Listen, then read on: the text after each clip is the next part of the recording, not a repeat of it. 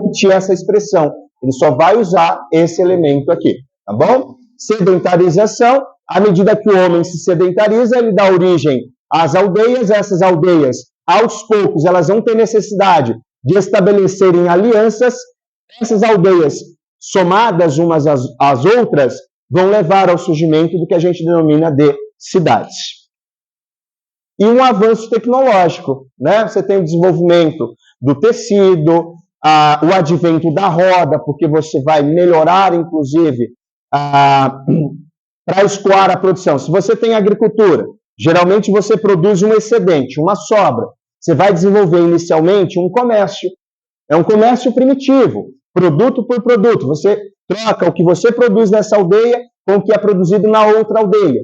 Então, muitas vezes, para deslocar essa produção, você precisa de um carro, tá? De um carro de boi, por exemplo. E aí você desenvolve a roda para melhorar o transporte, inclusive, desses alimentos, ok?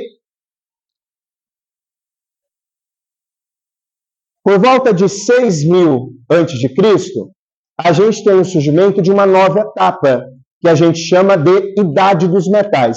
Aqui, para simplificar, a Idade dos Metais tem a ver com o uso de metais para a construção de utensílios, mas, sobretudo, para a construção de armas. Então, você passa a usar, por exemplo, ferro, bronze, e cria armas muito mais eficazes do que as armas que eram criadas anteriormente, tá?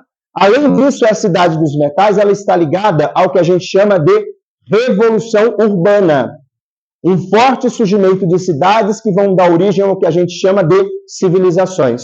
Civilização egípcia, civilização mesopotâmica, civilização chinesa, civilização indiana, mais tarde civilização asteca, civilização inca. Então é dentro desse contexto histórico que a gente tem o surgimento dessas civilizações mais antigas.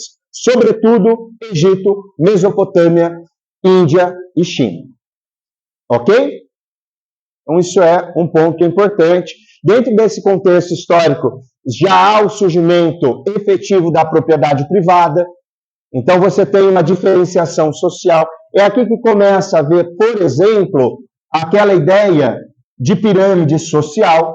Então, no topo da pirâmide, existe aquela elite, geralmente proprietária de terra, mas que também comanda a política. Você tem uma camada intermediária que muitas vezes vive prestando um serviço, vive prestando apoio a essa elite em troca de benefícios, e você tem o grosso da população na base da pirâmide que vai desenvolver o trabalho braçal. Sejam homens livres, sejam homens escravizados. Vão estar sempre em um patamar de inferioridade, porque executavam o trabalho braçal, que era o trabalho mais pesado. Tudo bem, gente? Então, a ideia aqui foi avançar de forma mais rápida. Aqui é a síntese que eu falei para vocês, tá? Nos 3 períodos. Bacana que vocês tenham isso aí registrado.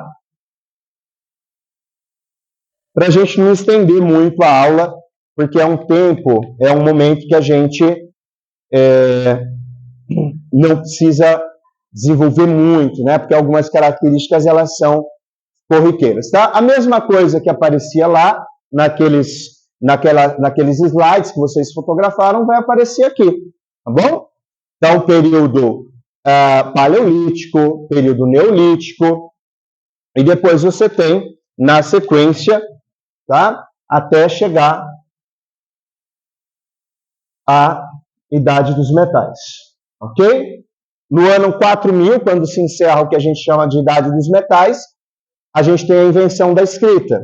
E aí é nesse momento que você passa a estudar as civilizações propriamente ditas. Dúvidas? Tranquilo? Assunto fácil, né? São algumas informações que a gente precisa memorizar, mas não precisa ficar muito apreensivo para decorar detalhes e mais detalhes, não. Aqui?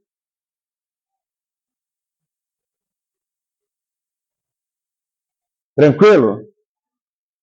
Então era isso que eu queria falar com vocês hoje. A gente não ficar muito cansado, porque eu estou exausto Não vejo a hora da gente começar, ou melhor, vocês começarem a produzir, tá bom?